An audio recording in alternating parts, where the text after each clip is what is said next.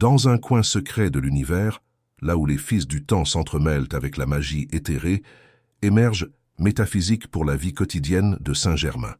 Cet audio-livre énigmatique est une porte entrebâillée vers les mystères du cosmos, où les enseignements de Saint-Germain, gardien de la sagesse métaphysique, se transforment en éclats de lumière dans la pénombre de l'ordinaire.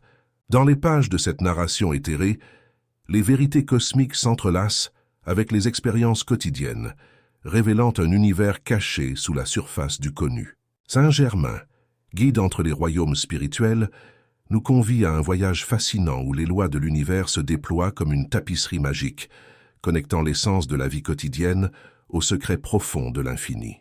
Chaque mot chuchoté dans cet audio-livre résonnera comme un écho mystique, dévoilant des secrets cosmiques et offrant une compréhension au-delà de la perception ordinaire. Plongez dans ce voyage sonore, où la métaphysique devient un compagnon de vie, nous guidant à travers des sentiers de connaissances ancestrales et révélant la merveille cachée en chaque instant de notre existence. Préparez-vous à découvrir les secrets que Saint-Germain déploie dans cette œuvre, où la magie rencontre la réalité dans le tissu du quotidien. Prologue. Le lecteur a entre ses mains une œuvre profonde, malgré sa simplicité apparente, une profondeur que l'on ne trouve curieusement que dans les actes les plus simples et les plus purs de l'être humain ordinaire et quotidien. La vie quotidienne est en fait le fondement de presque toute la philosophie orientale. En revanche, la philosophie occidentale s'aventure dans les méandres les plus compliqués de l'être et de ses circonstances. Et rarement, très rarement, elle descend des nues pour s'occuper de la vie quotidienne des gens ordinaires.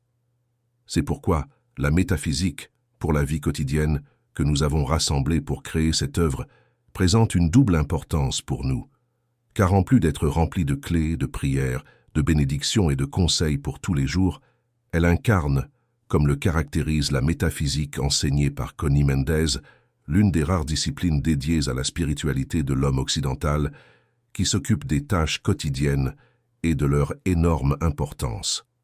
Rien ne serait possible pour le philosophe ou le penseur le plus profond et élevé s'il venait à oublier à un moment donné d'accomplir les aspects les plus simples de son propre entretien personnel.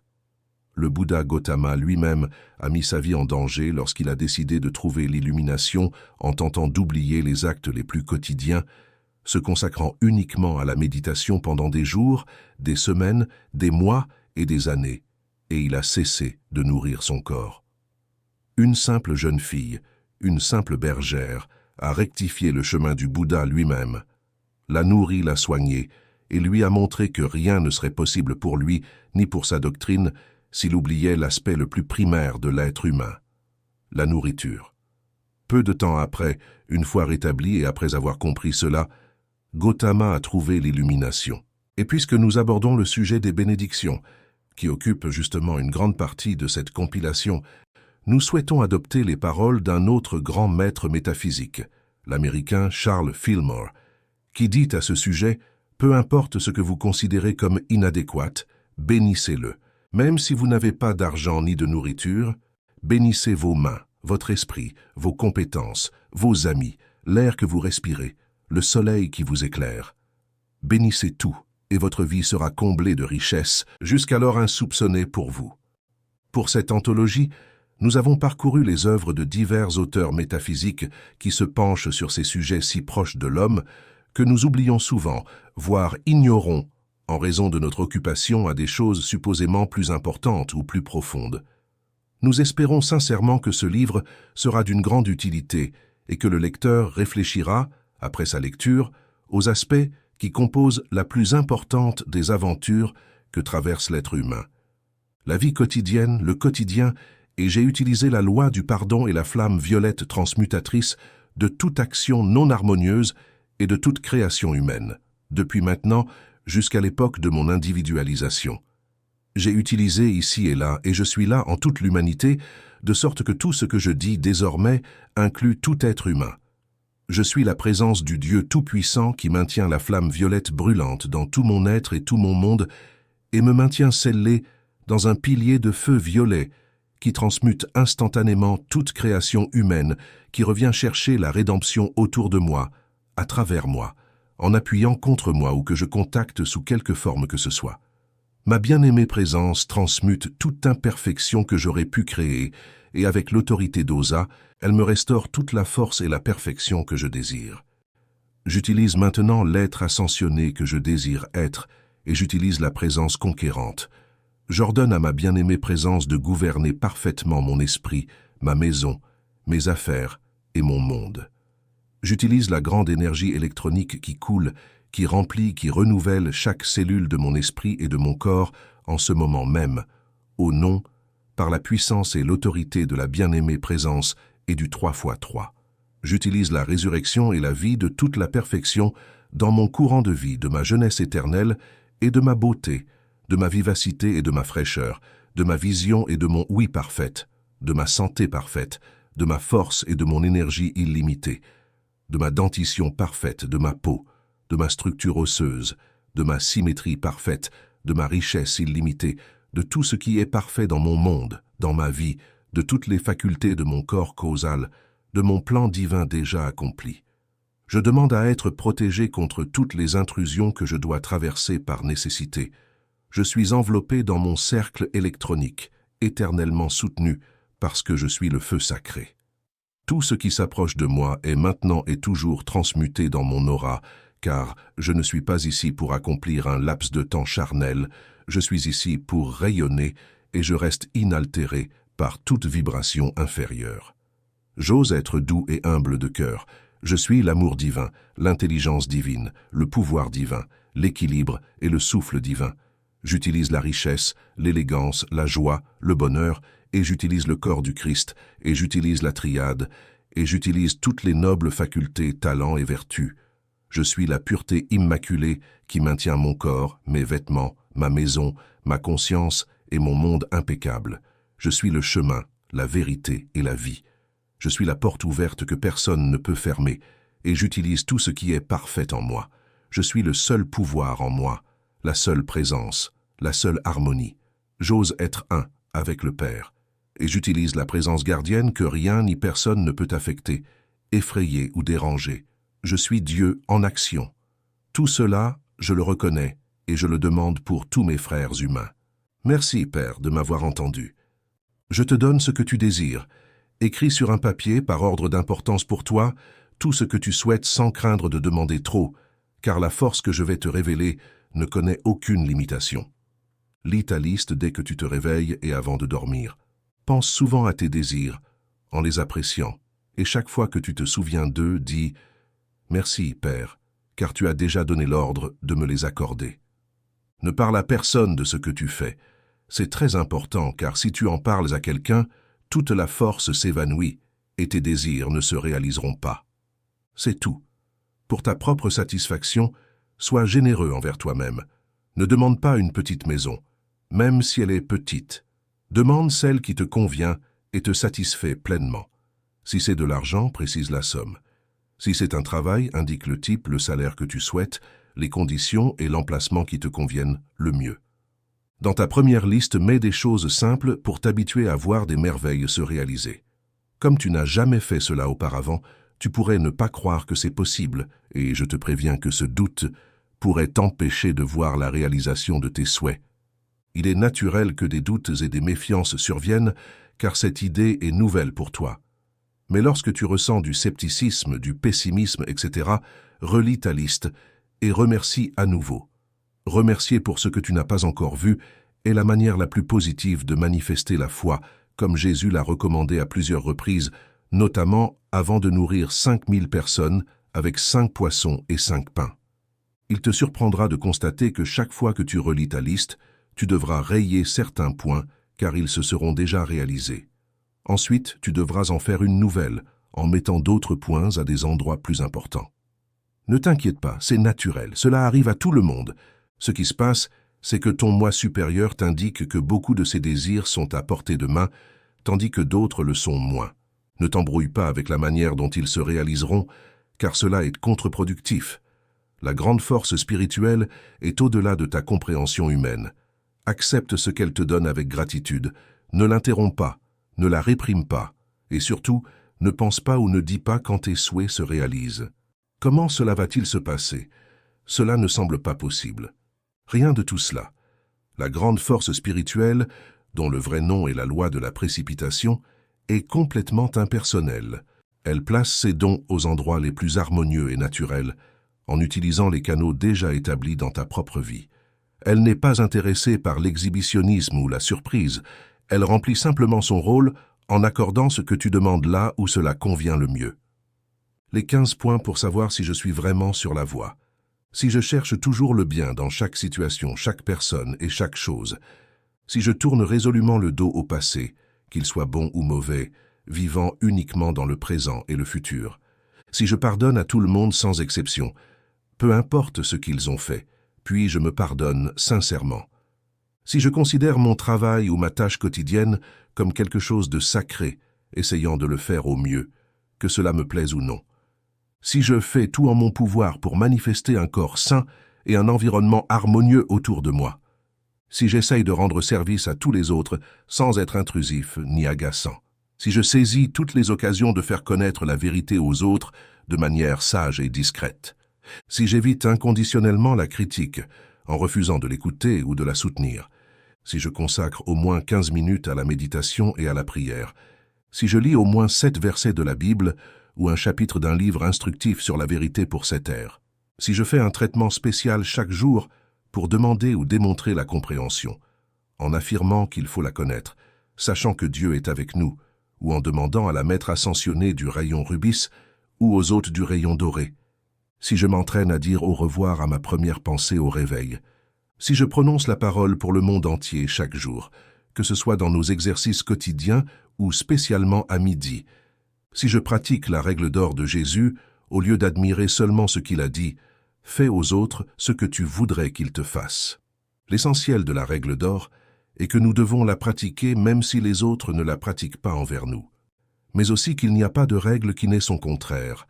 Alors ne laisse pas les autres te faire ce que tu serais incapable de leur faire. Si je réalise parfaitement que ce que je vois n'est qu'une illusion que je peux transformer par la prière scientifique pour démontrer l'harmonie et la perfection de tout dans ma vie. Demandez-vous une fois par semaine si vous respectez tous ces points et partout où il est mentionné le pardon, vous pouvez insérer la phrase « Je suis la loi du pardon » et la flamme transmutatrice de toutes les erreurs commises par moi et par toute l'humanité. Bien sûr, cela s'adresse aux étudiants qui connaissent déjà les flammes. La vie, l'un des aspects de Dieu ou de ce que nous appelons Dieu, est la vie. Dieu est la vie, entre autres choses. Dieu est notre vie et celle de tout ce qui existe. La vie est une, qu'il s'agisse de la tienne, de la mienne, des plantes, des insectes, des oiseaux, etc. Elle ne nous appartient pas individuellement. C'est une vie immense dans laquelle nous flottons. Nous sommes tous des éponges dans un océan de vie. Nous sommes habitués à penser que chacun de nous possède individuellement une quantité de vie et que cette vie s'évapore comme l'eau dans un puits entouré de terre et qu'elle peut être souillée ou contaminée. Mais cela ne peut rien arriver à cette source immense, inépuisable et indestructible. Rien ne peut lui arriver. Elle ne peut pas mourir, c'est une source d'énergie qui coule à travers nous, qui nous pénètre et qui, par conséquent, nous maintient en vie. Autrement dit, nous sommes des êtres vivants parce que nous sommes en elle. Comme l'ensemble de la race humaine le croit, l'être humain est un petit puits de vie séparé et isolé, susceptible de tomber malade, de s'user avec les années et de mourir.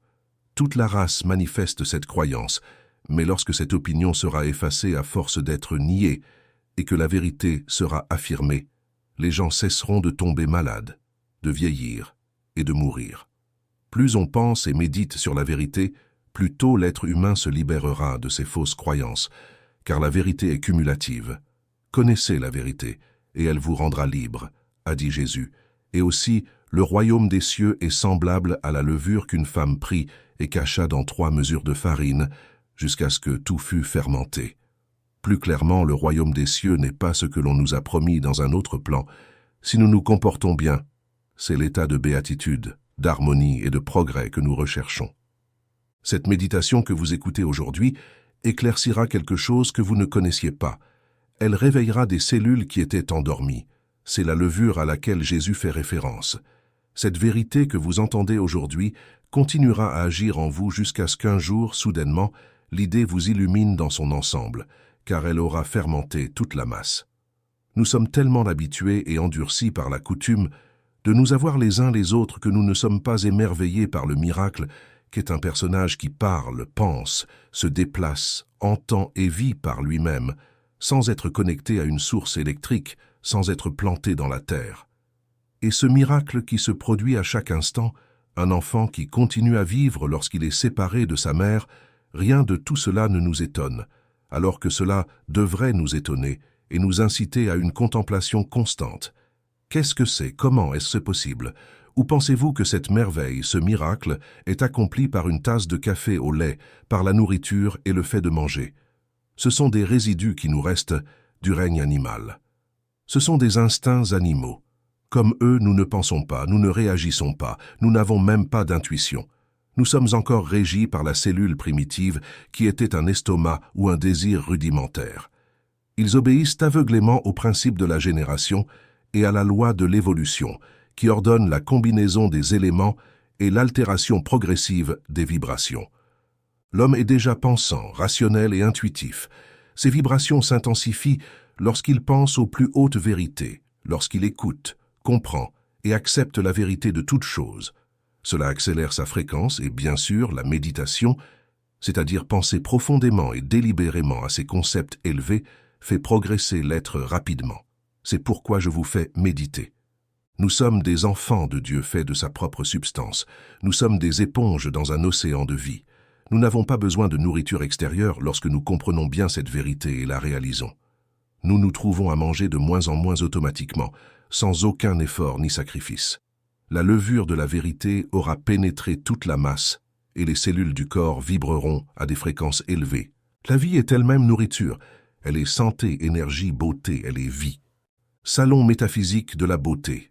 Lorsque l'on s'engage pleinement dans la métaphysique, c'est-à-dire lorsque l'on est prêt à changer la conscience charnelle en conscience spirituelle, on quitte le domaine de la lutte et des lois terrestres pour entrer dans le domaine de la loi spirituelle et de la manifestation douce et parfaite, pour se débarrasser de la graisse, du poids, du volume, des éruptions cutanées, des boutons, des taches sur la peau, des rides, de la perte de cheveux, des imperfections en général, l'ascendant.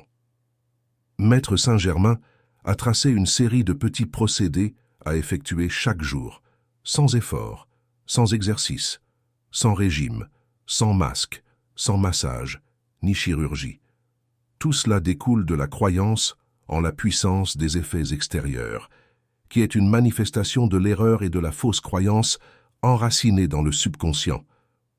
En d'autres termes, ce qui est basé sur l'erreur est mensonge, tandis que la vérité est parfaite et est la cause de la perfection manifestée.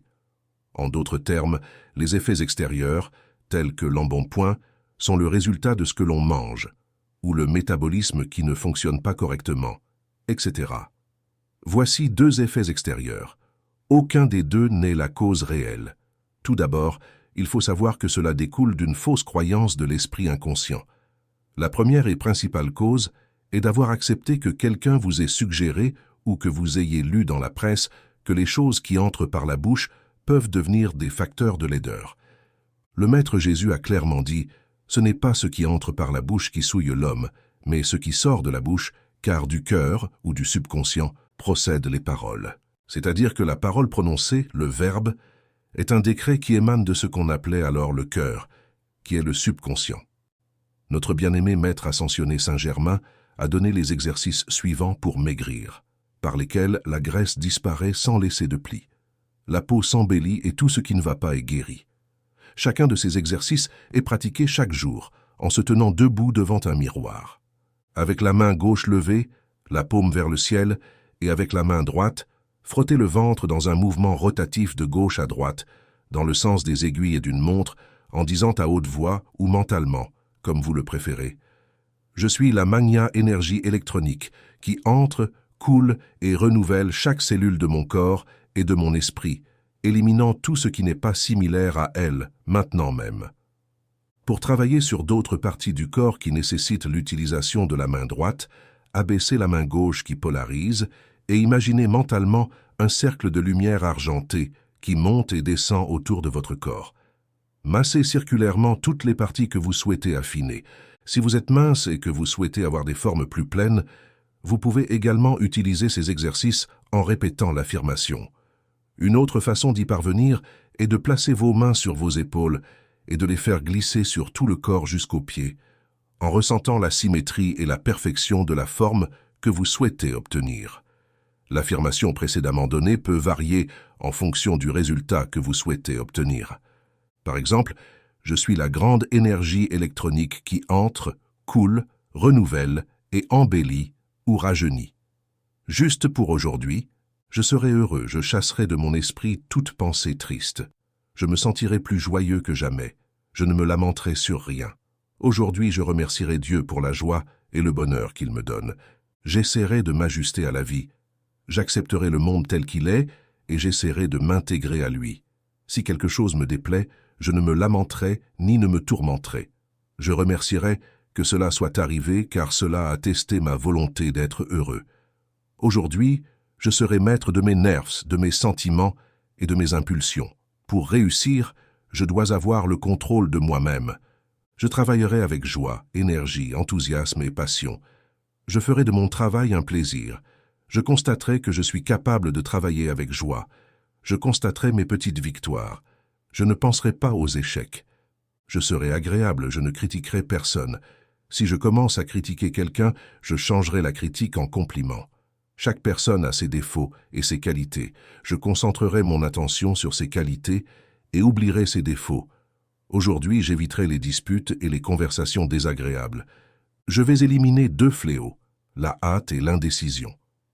Aujourd'hui, je vivrai avec calme et patience, car la hâte est l'ennemi d'une vie heureuse et réussie. Je ne permettrai pas à la hâte de me harceler, ni à l'impatience de m'accabler. Aujourd'hui, j'aurai confiance en moi. Je ferai face à tous les problèmes avec décision et volonté, et je n'en laisserai aucun pour demain. Je n'aurai pas peur, j'agirai avec courage. L'avenir m'appartient. Aujourd'hui, j'aurai confiance que Dieu aide ceux qui luttent et travaillent. Je n'envierai pas ceux qui ont plus d'argent, de beauté ou de santé que moi. Je compterai mes bénédictions et mes maux. Je comparerai ma vie à celle des autres qui souffrent davantage. J'essaierai de résoudre les problèmes d'aujourd'hui. L'avenir se résout de lui-même. Le destin appartient à ceux qui luttent. Aujourd'hui, j'aurai un programme à accomplir. Si quelque chose reste à faire, je ne désespérerai pas. Je le ferai demain. Je ne penserai pas au passé, je n'en voudrai à personne. Je pratiquerai la loi du pardon. Je prendrai mes responsabilités et je ne blâmerai personne pour mes problèmes. Aujourd'hui, je constaterai que Dieu m'aime et me récompense avec amour. Je ferai une bonne action pour quelqu'un que je chercherai sans être découvert, et le soir venu, je constaterai que Dieu m'a récompensé avec une journée pleine de bonheur. Et demain, je ferai un jour comme aujourd'hui. Donne-moi de la tranquillité, Seigneur. Laisse-moi ressentir l'onde de paix présente dans chaque expérience, l'harmonie de la vie. Donne-moi de la tranquillité, Seigneur, pour que je puisse entrer dans l'onde de paix à l'intérieur de mon cœur. Donne-moi de la paix, Seigneur, pour que je puisse voir la bénédiction cachée en toutes choses. Préserve-moi de paroles inutiles et de vaines fantaisies. Calme la course de mon esprit, pour que mes pensées aient la clarté et la fluidité de l'air frais que je respire. Je recherche la sérénité d'un lac tranquille, la force d'un chêne, le pouvoir immuable et solide des montagnes. Donne-moi la tranquillité, Seigneur, pour que je puisse prendre le temps de jouir de la paix et de la beauté que tu as créées autour de moi. J'ai besoin de temps pour réfléchir, du temps pour envisager des solutions aux problèmes, du temps pour transformer mon être intérieur et ma vie en amour et en ordre divin. Donne-moi la tranquillité, Seigneur, c'est ma prière, et pendant que je prie, je sens que ta présence m'apaise davantage. Je ressens la douceur de ta main dans la mienne. Je suis calme, immobile, en paix. Merci, Père, de m'avoir entendu. Il n'y a en réalité que 2 sentiments que peut éprouver un être humain, l'amour et la peur. Généralement, on suppose qu'il existe d'innombrables types de sentiments, mais c'est une illusion. Tout sentiment, lorsqu'il est analysé, se révèle être l'un des 2, l'amour ou la peur. Par exemple, la colère n'est rien d'autre que la peur déguisée. Chimiquement, on trouve souvent qu'une substance peut se présenter sous des apparences totalement différentes. Par exemple, le charbon noir est chimiquement la même chose que le diamant, bien qu'il semble très différent. On dit que les deux sont des formes allotropiques du carbone. De la même manière, la colère, la haine, la jalousie, la critique, l'égoïsme ne sont que des formes allotropiques de la peur. La joie, l'intérêt, la satisfaction du succès et de la réalisation, l'appréciation de l'art sont des formes allotropiques de l'amour. La grande différence entre ces deux sentiments est que l'amour est toujours créateur et la peur est toujours destructrice. Un sentiment d'amour reconstruit le corps, prolonge la vie, inspire les affaires, ouvre des voies dans de nombreuses directions et surmonte les obstacles. La peur détruit le corps, tue l'inspiration, paralyse les affaires, jette un voile de mort sur tout. Il nous appartient de décider lequel de ces deux sentiments doit régir notre vie. Dieu est amour, et celui qui demeure dans l'amour demeure en Dieu, et Dieu demeure en lui. Es-tu dynamique? Une personne dynamique est quelqu'un qui fait quelque chose pour changer le monde et les gens. La magnitude de son œuvre peut ne pas être grande, mais le monde est un peu différent parce que cette personne a vécu et agi en lui. Cela signifie être une personne dynamique. Les personnes dynamiques, comme Saint Paul, Washington ou Napoléon, ont changé les vies et les destins de millions de personnes, et leurs œuvres sont connues de tous. Mais il existe de nombreuses personnes dont les œuvres sont à peine ou pas du tout connues, et pourtant, à leur échelle, elles sont dynamiques car elles ont changé le monde de manière minime. Si tu parviens réellement à faire quelque chose, peu importe à quel point c'est petit, tu es dynamique, et le monde est différent parce que tu as vécu en lui. Si tu ne fais que prétendre ou parler de le faire, ou si tu crées des apparences, tu n'es pas dynamique, tu es un acteur ou une actrice, un coquillage vide, et personne ne voudrait être ainsi. Celui qui fait quelque chose d'une nouvelle manière est meilleur et dynamique. Celui qui parvient à faire pousser 2 grains de blé là où il n'y en avait qu'un auparavant est dynamique. Celui qui crée une entreprise qui sert le public ou qui trouve un emploi pour d'autres est dynamique. Celui qui invente quelque chose d'utile est dynamique. Celui qui compose de la bonne musique, de la bonne poésie ou crée de belles peintures ou sculptures est dynamique. Celui qui guérit est dynamique. Celui qui enseigne efficacement est dynamique. Tout ceci laisse le monde un peu différent de ce qu'il était. Washington a changé le cours de l'histoire, et toi, tu pourrais changer la vie d'une seule personne en la guérissant, en l'enseignant, ou simplement en l'inspirant par ta propre démonstration. L'essentiel est que quelque chose a été transformé dans le tableau extérieur. Il y a des personnes stupides qui sont satisfaites d'être appelées dynamiques. Elles se contentent de paraître, gaspillent leur énergie en soignant leurs apparences, adoptent une attitude pompeuse et parlent grandiloquemment mais vaguement. Des grandes choses qu'elles ont faites ou qu'elles prévoient de faire.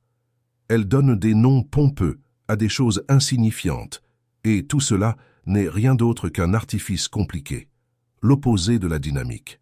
Le secret pour être dynamique est de croire que Dieu agit à travers toi, quelle que soit la tâche que tu accomplis, en plaçant ton service au-dessus de tout et en étant aussi sincère, pratique et efficace que possible.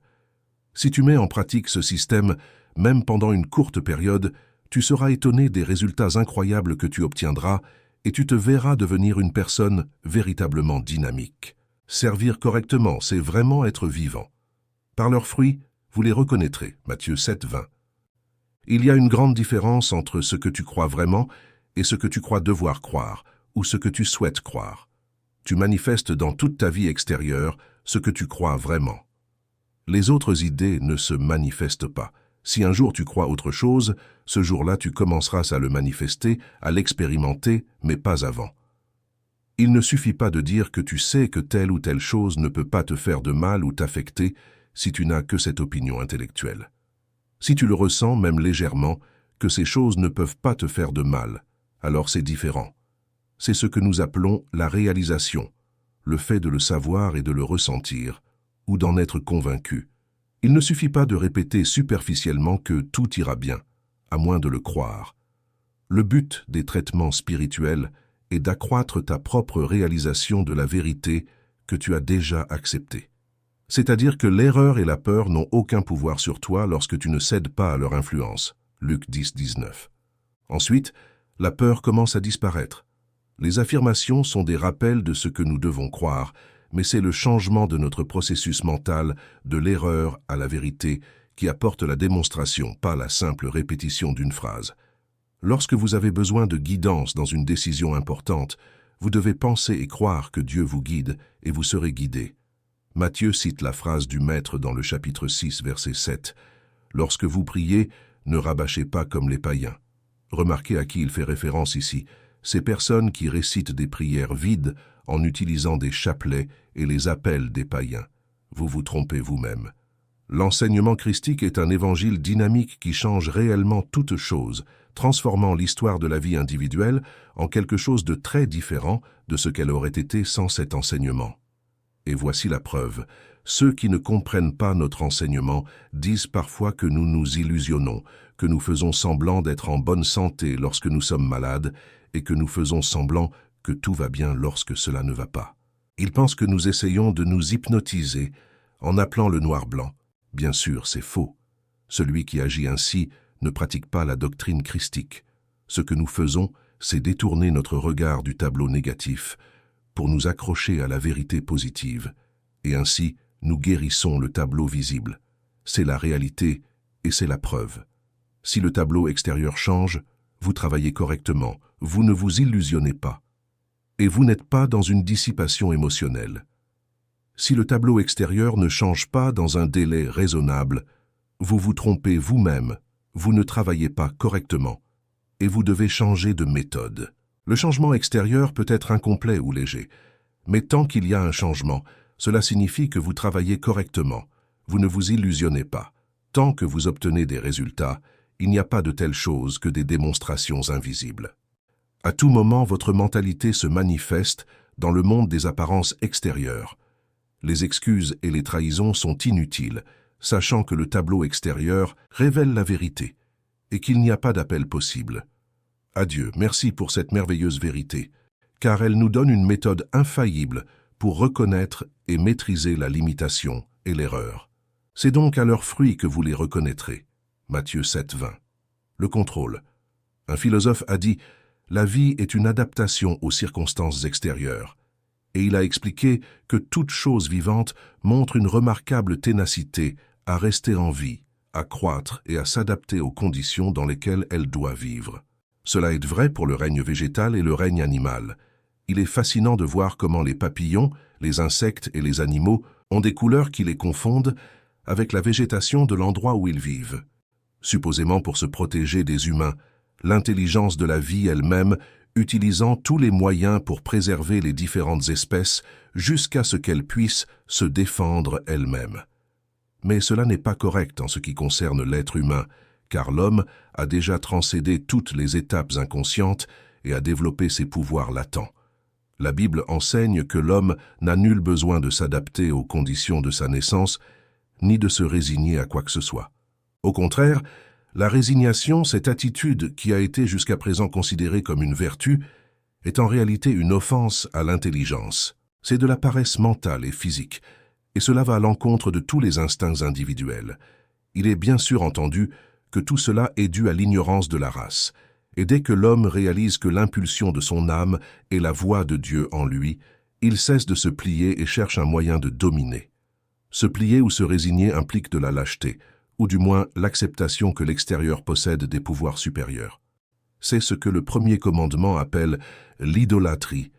Tu n'auras pas d'autre Dieu devant moi. La Bible dit que l'homme a dominion sur toute chose, et cela doit être pris au sérieux.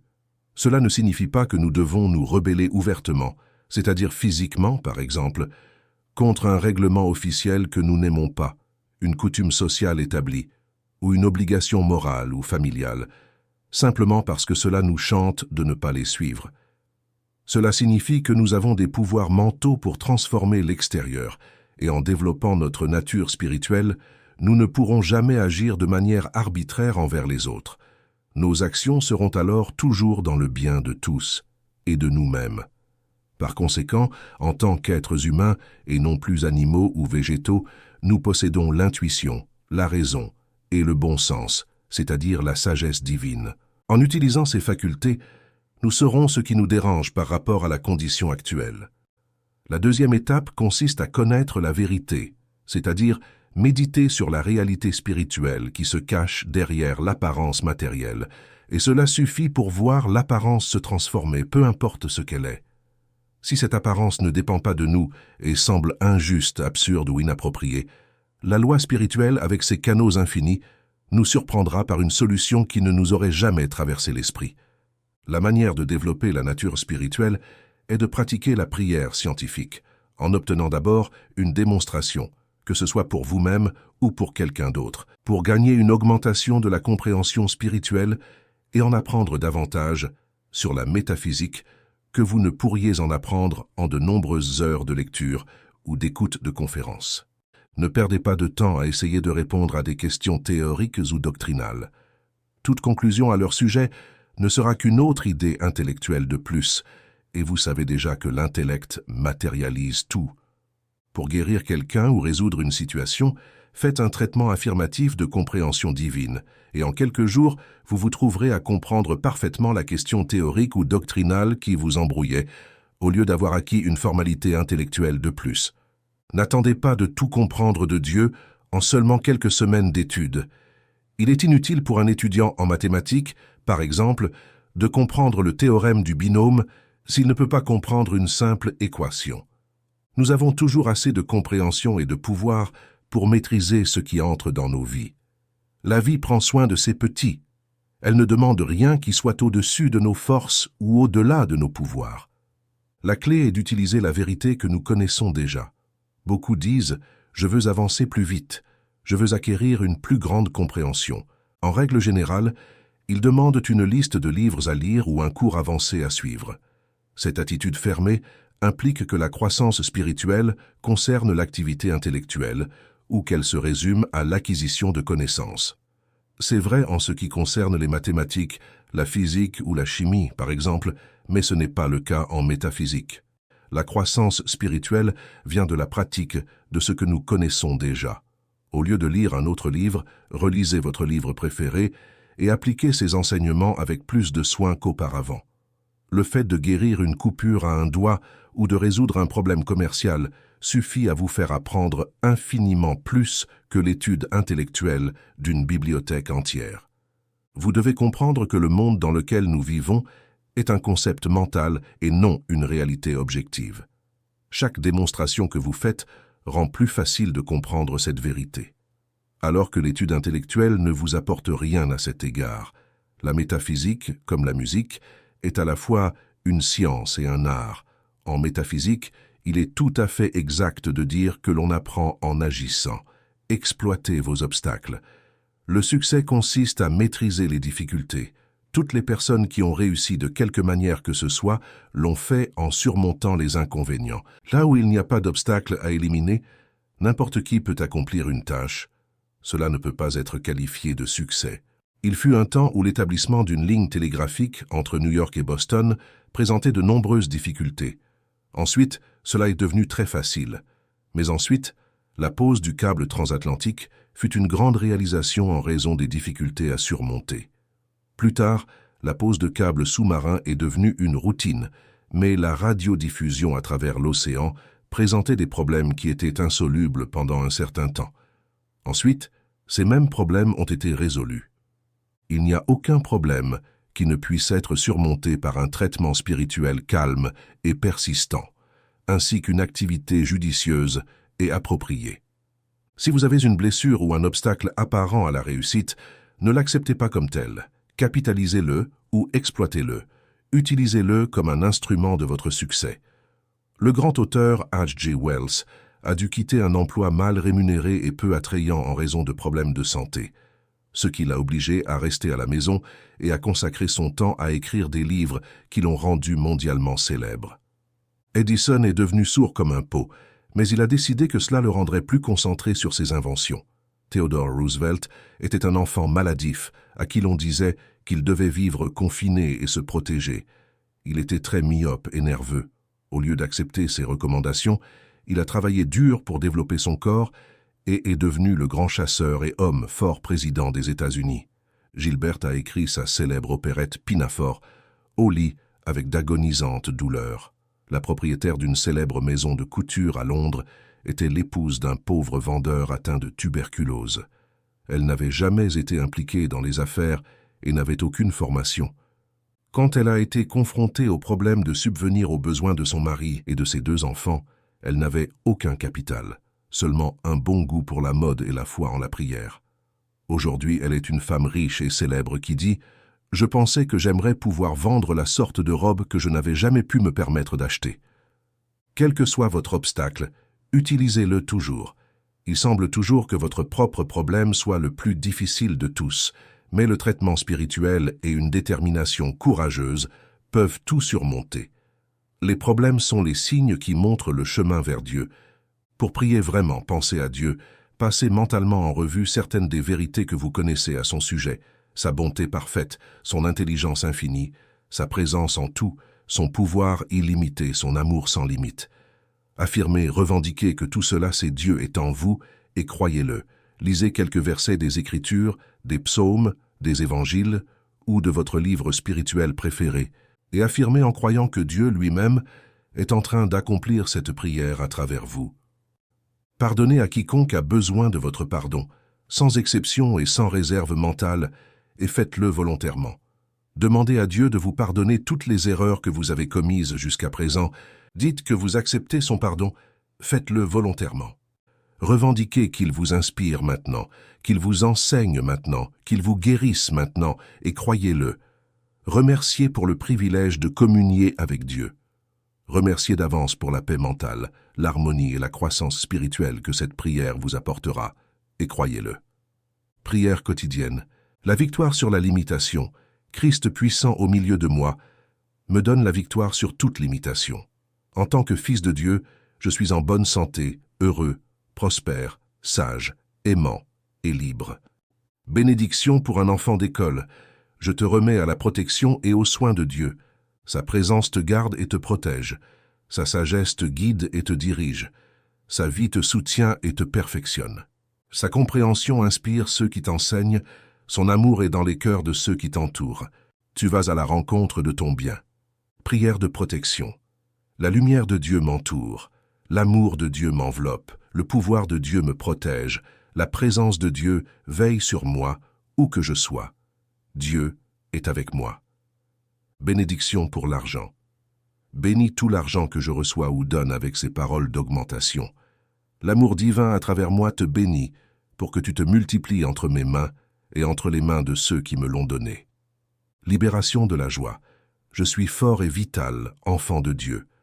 Je n'ai que des réactions saines, joyeuses et normales à l'égard de l'air que je respire, de la nourriture que je mange et des conditions de ma vie.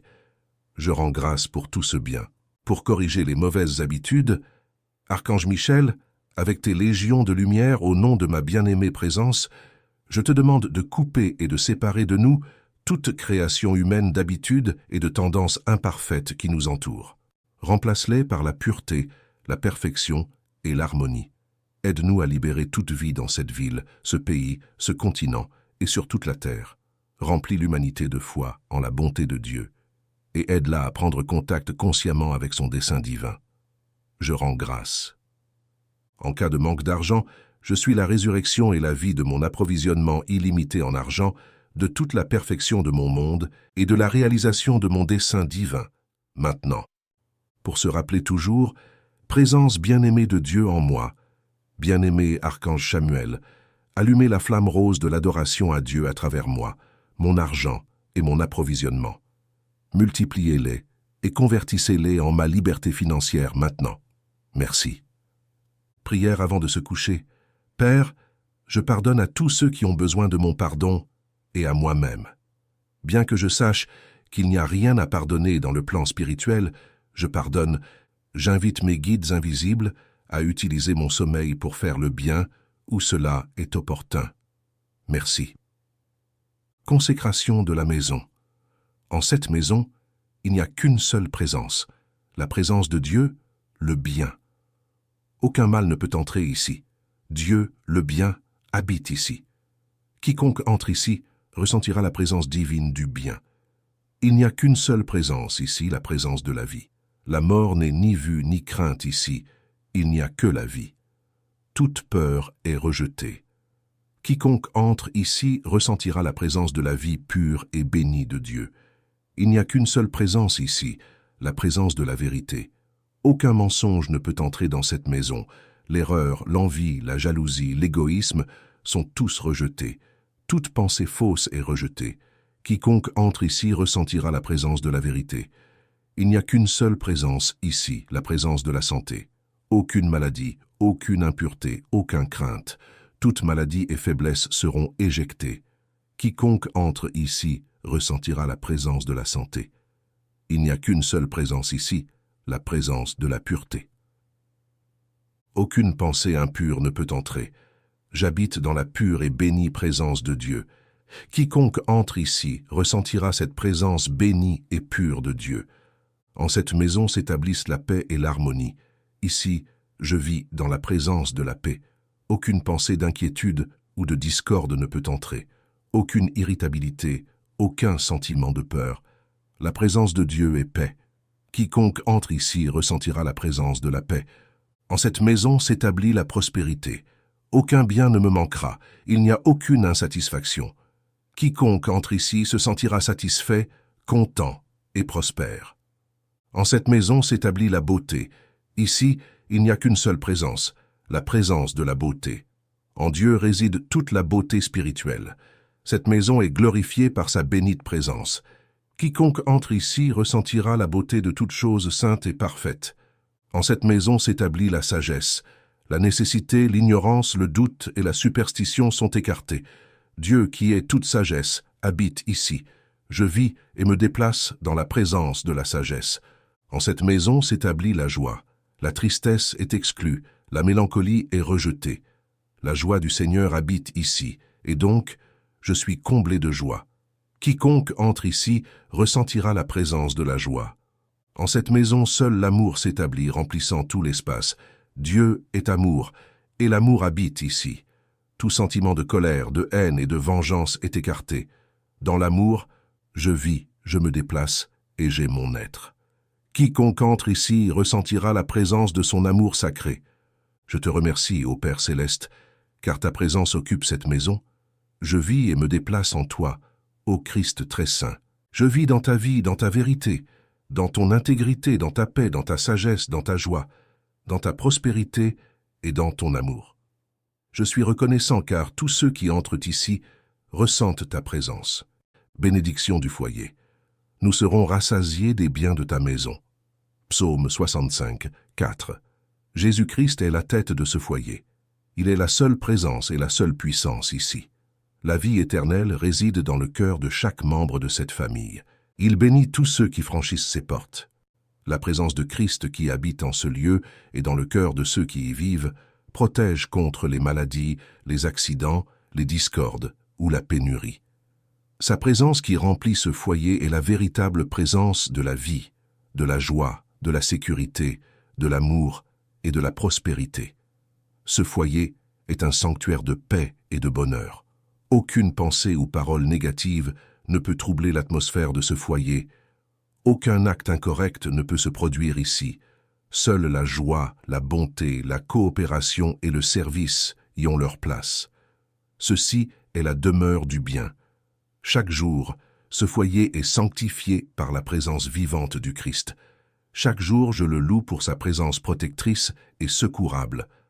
En ressentant le désir de parler à Dieu à cette présence en elle, elle demanda « Mon Père, y a-t-il quelque chose de plus pur et sublime au monde que l'amour que je ressens pour mon enfant ?» Ma fille ressentit cette présence en elle lui répondre « L'amour que j'ai pour vous, mes enfants, est plus grand et pur que celui que vous avez pour eux. Il n'existe pas et ne pourra jamais exister.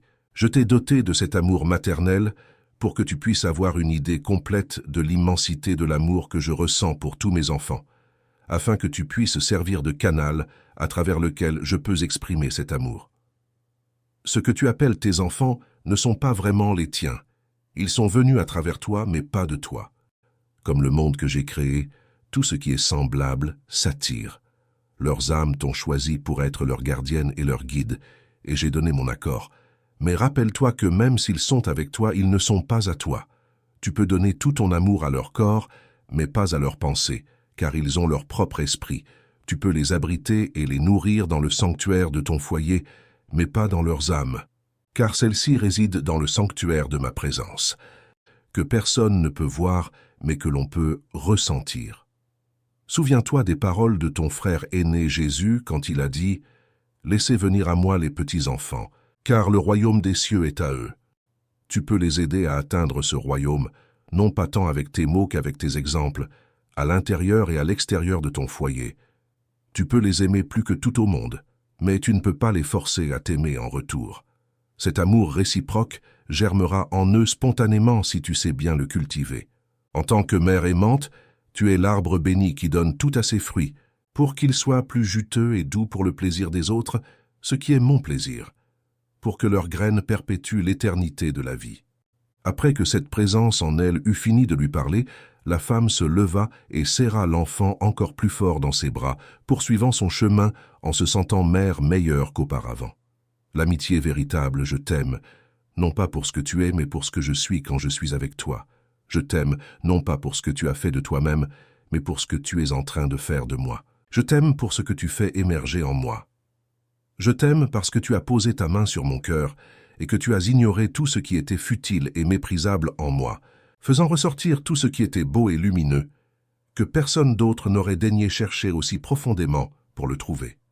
Je t'aime pour ne pas prêter attention à ce qui est en discordance en moi et pour amplifier ma musicalité avec ton attention respectueuse. Je t'aime parce qu'avec les planches de ma vie, tu m'aides à construire non pas une taverne mais un temple, et avec les mots de ma vie, non pas un reproche, mais une chanson.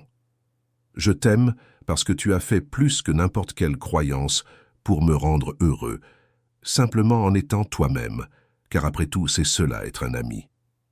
Je suis sur le chemin de la vérité si je respecte religieusement les 15 points suivants. Si je cherche toujours le bien en chaque personne, situation ou chose, même lorsque quelque chose d'étrange se produit, quelque chose qui ne semble pas favorable à ce moment-là. Peut-être que c'est pour le mieux, même si nous ne l'apprécions pas au début. Nous devons dire « Je bénis le bien qui se trouve dans cette situation. Je demande à voir son côté positif. Je veux le voir. » Si je tourne résolument le dos au passé, bon ou mauvais, si nous pensons au passé avec l'esprit, il revient et peut se reproduire. Il ne faut pas non plus évoquer les éléments agréables ou bons qui s'y trouvaient, car il y a toujours des mélanges d'influences négatives qui reviennent avec le bien. Nous devons vivre dans le présent, l'embellir, le rendre meilleur en tout ce qui dépend de nous. Si je pardonne à tout le monde sans exception, y compris à moi-même du fond du cœur, on ne peut pas pardonner la même chose 2 fois. Une fois suffit et c'est effacé. Il suffit de dire « je pardonne ». Tout ressentiment qui persiste en nous doit être remis à notre Christ intérieur. Il se chargera de le dissoudre. Si je considère mon devoir quotidien comme sacré et que je le remplis pleinement, que cela me plaise ou non. Cela ne signifie pas que nous devons nous résigner à accomplir indéfiniment une tâche ingrate. Exécutons ce que nous devons faire du mieux que nous pouvons, avec joie, en gardant à l'esprit quelque chose qui nous plaît davantage, ce qui viendra à nous très certainement dans un avenir proche. La résignation n'est pas recommandée, mais plutôt l'esprit d'obéissance, de collaboration, d'optimisme et de dynamisme dans tout ce que nous devons réaliser. Si je prends des mesures pour manifester un corps sain et créer un environnement harmonieux autour de moi, nous ne devons avoir de préjugés contre rien. Tout ce que Dieu a créé est bon et a son utilité. La question est d'utiliser tout cela avec sagesse et modération, car c'est l'abus qui nuit et brise l'harmonie de la santé. Même les substances toxiques, utilisées avec parcimonie, sont de merveilleux moyens de guérison. Si vous aimez la goyave et pensez qu'elle vous fait du mal, elle vous fera du mal. Si vous pensez que Dieu l'a créée et que Dieu n'a rien créé de nuisible, vous mangerez la goyave avec modération, et elle ne vous fera aucun mal, au contraire. Elle vous procurera du plaisir et apportera à votre corps des substances vitales nécessaires à sa subsistance. Si vous en mangez une quantité excessive, vous subirez les conséquences. Ce ne sera pas la faute de la goyave elle-même, mais de votre excès. On ne peut pas rompre le rythme car c'est la rupture de l'équilibre qui entraîne le déséquilibre et, avec lui, la maladie. Si j'essaie de servir les autres de manière modérée, sans empiéter sur leur liberté et leur libre arbitre, sans leur causer de désagréments, Il est toujours bon de fournir de l'aide lorsque cela nous est demandé avec joie, mais uniquement dans les cas où le besoin est manifeste. Nous devons avoir un esprit de coopération sans absorber la personne que nous aidons, sinon la laisser marcher seule, car autrement, nous entraverions son développement naturel. Si je profite de toutes les occasions pour enseigner la vérité avec sagesse, sans contraindre la volonté du disciple, si vous voyez qu'il ne vous écoute pas ou se moque de vos paroles, changez de sujet. Cette âme n'est pas encore préparée, elle n'a pas encore atteint le degré d'évolution nécessaire pour comprendre la vérité. Laissez-la suivre son propre chemin, car la sagesse éternelle s'occupe d'elle et l'enseignera en temps voulu. Il convient ici de rappeler une parabole d'Amado Nervo. Si quelqu'un vous demande un verre d'eau, offrez-le lui délicatement et placez un pétale parfumé de rose dessus. Si vous voyez que cette personne prend le pétale avec délicatesse entre ses doigts, l'inhale avec satisfaction et le conserve précieusement entre les pages d'un livre, donnez-lui la rose entière. Si, en revanche, elle rejette grossièrement le pétale pour boire l'eau, quand elle vous demandera de l'eau à nouveau, donnez-lui de l'eau propre et claire, mais sans le pétale. Si j'évite rigoureusement la critique, rappelez-vous la loi de la correspondance. Lorsque vous critiquez quelqu'un, vous pensez mal de lui. À son tour, quelqu'un pensera mal de vous ou parlera mal de vous. On ne doit jamais utiliser le « c'est un tel » de manière injustifiée. Le « je suis » est l'affirmation de Dieu en nous. En te critiquant, tu te critiques toi-même. Tu affirmais avoir une condition qui ne te favorise pas. Et dès cet instant, tu commences à la posséder. Dire que tel individu aime voler des choses est mieux que de dire tel individu est un voleur, et il est préférable de ne pas critiquer du tout. Si je consacre quotidiennement au moins un quart d'heure à la méditation ou à la prière est la conversation avec Dieu, la méditation est la prière réfléchie. Les deux te mettent en contact avec ton Créateur. Il t'attend toujours, attentif à chaque instant où tu te tournes vers lui, avec un cœur pur et l'esprit tourné vers le haut. Les fruits de la prière sont immenses. La prière est la porte de la richesse spirituelle et matérielle. Il suffit de savoir prier. Il est très utile, en cas d'urgence, de former une chaîne avec plusieurs croyants, de se mettre d'accord et de prier à la même heure pour le même besoin. Les effets sont étonnants. Si je lis au moins 7 versets de la Bible chaque jour, en particulier le livre des psaumes dans la Bible, privilégiez les psaumes 23, 37, 46 et 91. De plus, le chapitre 3 de l'Ecclésiaste contient des enseignements merveilleux. Vous pouvez et devez le lire chaque jour à plusieurs reprises, car ces lectures contiennent des enseignements si profonds que chaque jour, vous y trouverez une nouvelle vérité à laquelle vous n'avez pas pensé hier. La Bible est un livre à lire toute votre vie. Si je décrète et demande la compréhension spirituelle pour moi-même, je dois demander à la sagesse divine de m'accorder ma part de sagesse, d'illuminer mon intelligence de sa lumière. Vous savez que votre esprit est l'esprit divin, que toute la sagesse de Dieu est dans votre esprit à la recherche d'expression, et que vous devez, avec votre attitude, ouvrir la porte à cette manifestation de la sagesse de Dieu en vous, sachant que vous ne possédez rien par vous-même, que chaque attribut vous vient de la source immanente qui est Dieu, que sa présence représentée par 7 couleurs sous forme d'auréole autour du centre qui est bleu, émane constamment vers vous tous les dons de la vérité.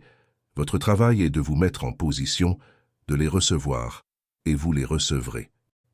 J'ai pris l'habitude de donner à Dieu ma première pensée dès le matin en me levant. Je le remercie pour son amour et je bénis son nom.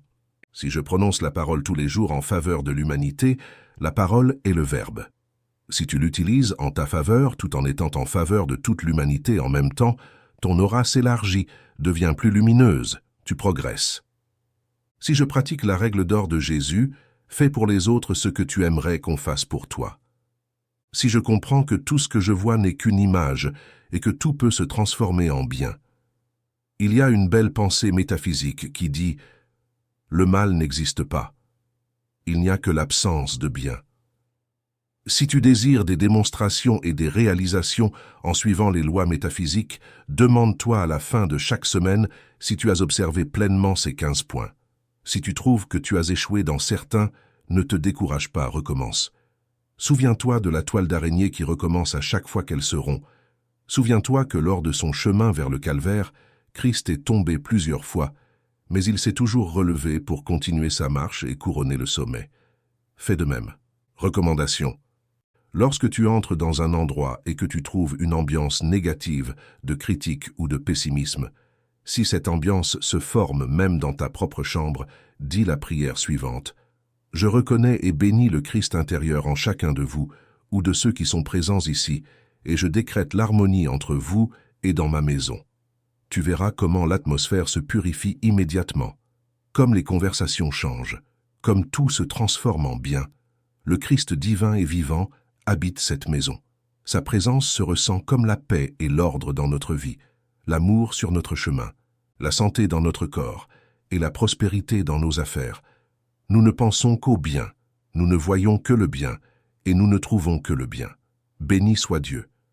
Puisse-je surmonter l'habitude de la colère, obtenir une éternelle tranquillité, me sauver des accès de fureur et d'agitation qui perturbent les nerfs et obscurcissent l'esprit. Aide-moi à bannir l'habitude de la colère qui apporte le malheur à moi et à ceux qui m'entourent. Ne me laisse pas tolérer ce vilain et égoïste penchant qui cherche à m'aliéner et à m'éloigner de l'affection de mes chers amis. Que je n'alimente jamais les sentiments et les ressentiments qui ravivent les flammes brûlantes de la colère. Ô reine de la quiétude, quand je me mets en colère, place devant moi le miroir de la discipline intérieure qui me permettra de me voir défiguré par la laideur de la passion enflammée, m'évitant ainsi de me présenter aux autres le visage transformé par les indignations. Que mes difficultés dans la vie soient résolues par des pensées pures et des actions bienveillantes qui détruisent la haine et l'égoïsme. Bénisse-moi pour que je guérisse de mes blessures de colère avec le remède du respect de moi-même, et que je puisse également aider à guérir les autres de leurs maux de colère avec le baume de ma bonté ou de mon esprit infini. Fais-moi comprendre à tout moment que même mon pire ennemi est toujours mon frère et que tout comme tu m'aimes, tu l'aimes aussi. Guide pour la femme métaphysique. Si tu offres à Dieu ton travail quotidien comme l'accomplissement de ta part dans son plan universel, tu te sentiras heureuse de le faire pour ta vie. L'épouse d'abord que toi, prête à vivre pour lui et avec lui. Sois sa femme et non lui ton homme pour ton foyer. Dans ton foyer, l'amour, le foyer, ce que tu fais est ton devoir. Les 4 murs sont réchauffés par ta présence, qui est un calice de lumière en eux. Ne laisse pas les 4 murs se refroidir, car le calice ne quitte jamais le sanctuaire. La douceur pour balayer, cuisiner, nettoyer les impuretés humaines, fais-le sans déplaisir et sache que seul toi peux le faire sans déplaisir. La pureté est la vérité. S'il y a mensonge, il n'y a pas de pureté dans ta vie. La patience est la science de la paix. L'ordre planifie tout ce que tu fais. La vertu, tu es le miroir dans lequel tes enfants se regardent. Souviens-toi, c'est pour tes enfants. Le dévouement, dès qu'ils ouvrent les yeux jusqu'à leur dernier souffle, ils te prendront l'air que tu respires. Ce n'est pas de la bonté que tu leur donnes, c'est ton devoir. Tu leur dois ton amour, tes soins, ton éducation, ta compréhension. Tu leur dois tout. Souviens-toi que ce qui est dû doit être payé. Guide pour l'homme métaphysique dans ta vie. L'épouse est à moitié, ta compagne. Rien ne doit passer avant l'amour et le respect que tu lui dois. Elle doit être la première dans tes sentiments, et en tout temps, tu dois penser que tu t'es engagé à la protéger pour la vie. Prêt à vivre pour elle et avec elle. Sois son mari, pas l'homme de tous, pour ton foyer. L'amour, maintenir le foyer est ton devoir. Un foyer sans la présence du conjoint se refroidit. Tu es le représentant de Dieu là où il t'a donné l'autorité parentale. Honore ce choix et remplis-le pleinement. La douceur, même si ton travail est lourd et que tu rentres fatigué à la maison, reviens chercher un havre où l'amour t'attend et ne décharge pas là ta colère et ton amertume. Préserve cet endroit sacré comme une oasis pour ton repos. La pureté est la vérité. S'il y a mensonge, il n'y a pas de pureté dans ta vie. La patience est la science de la paix. L'ordre planifie tout ce que tu fais. La vertu, ton attitude donne le ton dans le foyer, à la fois pour ta femme et pour tes enfants. Efforce-toi de mériter le respect que tu exiges pour tes enfants. Dévouement, dès l'ouverture des yeux jusqu'à leur dernier souffle, ils te prendront l'air que tu respires. Ce n'est pas un acte de bonté que tu leur offres, c'est ton devoir. Tu leur dois ton amour, tes soins, ton éducation, ta compréhension, tu leur dois tout. Souviens-toi que ce qui est dû doit être payé. Je place ma personne, ma famille et toutes mes affaires entre les mains aimantes du Père. Le fait de me placer, ainsi que mes proches et toutes mes affaires, entre les mains aimantes du Père, apporte une grande sensation de paix et de soulagement à mon âme. Je n'ai rien à craindre car l'amour de Dieu m'entoure, m'enveloppe et me protège. Je n'ai pas à m'inquiéter du résultat de quelque situation que ce soit, car Dieu est présent en elle et en toutes les personnes impliquées. Dieu est la puissance qui œuvre pour le bien et fait les choses bien. Je ne m'inquiète ni ne m'angoisse pour mes proches, car je les place avec amour entre les mains du Père. Je confie leur esprit à lui pour qu'il les guide, qu'il soit leur lumière et leur inspiration, qu'il leur montre le chemin. Je ne m'impatiente pas, car je sais que les réponses viendront au moment opportun et de la manière appropriée. Je place ma personne, mes proches et toutes mes affaires entre les mains aimantes du Père. Exercice recommandé par Saint Germain avant de dormir. Vide ton esprit et ton corps d'abord. Ensuite, visualise et essaie de ressentir ton corps enveloppé d'une lumière blanche et rayonnante. Pendant les 5 premières minutes, ressens intensément la connexion entre ton corps extérieur et la grande présence de Dieu en toi. Concentre ton attention sur ton cœur et visualise-le comme un grand soleil doré. Ensuite, affirme « J'accepte la plénitude de ma bien-aimée présence et de mon Christ pur je suis, protégé, illuminé et nourri par la lumière. J'aime et bénis la lumière. » Intensifie maintenant la lumière dans chaque cellule de ton corps pendant 10 minutes. Essaie de la ressentir dans chaque atome de ton corps et de ton esprit profondément. La lumière est le royaume. Entre dedans et reste en paix. Pratique-le pendant 10 jours, puis augmente la pratique à 2 fois par jour, pendant 10 autres jours, puis fais-le 3 fois par jour. Matin, midi et soir, mon fils et ma fille, essayez cela avec une grande détermination. Dieu en toi est ta victoire. Saint Germain. Je suis la lumière rayonnante de l'amour divin, de la sagesse et de la foi allumée dans le cœur et l'esprit de chaque être sur toute la terre. Avant de commencer à manger, nous te remercions, Père, pour cette nourriture que ta divine providence nous fournit. Que cela ne manque jamais à nous, à nos enfants et à tous nos frères sur terre. Bénis soient nos anges pourvoyeurs et notre bien-aimée et ascensionnée maîtresse, Lady Nada. Bénis et prospères soient les personnes qui ont travaillé pour que nous ayons cette nourriture sur notre table.